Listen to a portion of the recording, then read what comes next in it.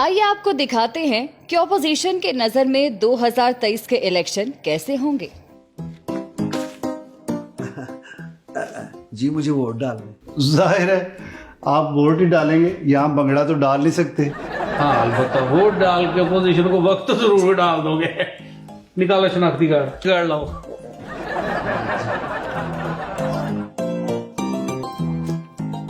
एजाज अहमद वल्द शुक्रदीन। जी जी। ये लो एजाज, इधर साइन करो।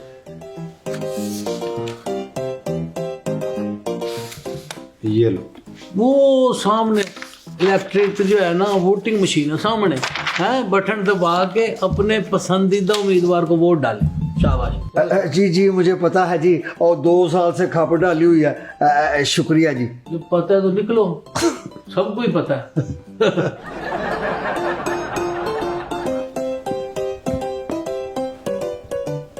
इमरान खान को वोट डालने के लिए 1 दबाइए, तहरीक इंसाफ को वोट डालने के लिए 2 दबाइए, पीटीआई को वोट डालने के लिए 3 दबाइए, बल्ले को वोट डालने के लिए 4 दबाइए।